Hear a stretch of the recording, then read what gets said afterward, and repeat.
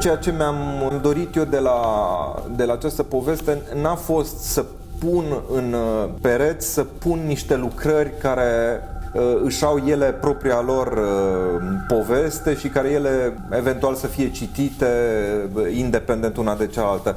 M-a interesat foarte mult, aș face un pas un pic în spate și aș spune că gândul ăsta de a face expoziția aici, în sala asta foarte dificilă, sala de marmură e o sală dificilă, mai ales pentru pictură, și ăsta a fost unul din... Adică, ce vreau să spun este că am plecat la drum știind că există niște obstacole. Practic, expoziția s-a configurat pe datele existente. Această sală nepotrivită pentru pictură, pe de altă parte are un farmec al ei, privită în felul ăsta. Și atunci am zis eu că mă interesează să existe odată ideea asta de a răsturna atelierul acolo.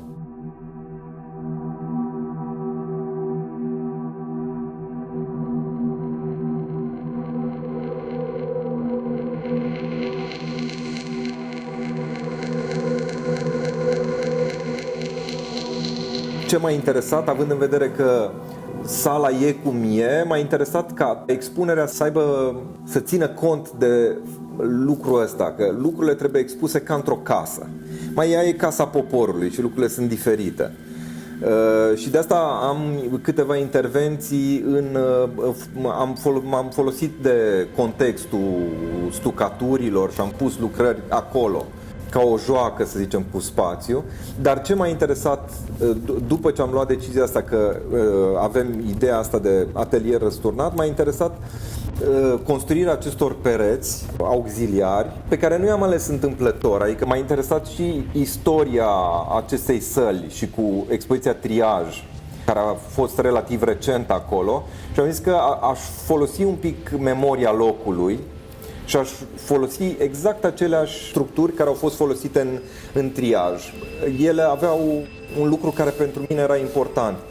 În display, pe un perete curat, alb, frumos, lucrările, iar ceea ce conține acel obiect, modul din Triaj, rafturile din spate, vor putea fi folosite la tipul de expunere care se întâmplă în orice atelier. Și atunci, relația asta, o lucrare vorbește și de pe raft.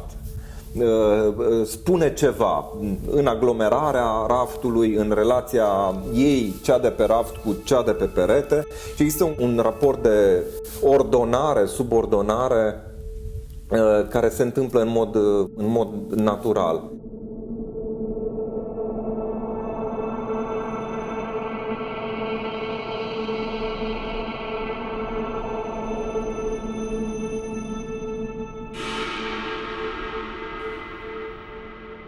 Se creează, pe de altă parte, i-am zis eu așa, scenă și în spatele scenei, on-off stage. Adică acolo unde pereții sunt albi, chipurile sunt lucrurile care sunt puse în lumină, iar ceea ce e în spate, în rafturi, funcționează și ele într-un raport secundar, să spunem, cu pereții. Mi s-a părut chiar mai important ce se întâmplă în spate decât ce se întâmplă în față. Și atunci m-a interesat să creez și acest traseu labirintic care permite un fel de citire din asta secvențială, în etape, a lucrurilor împreună.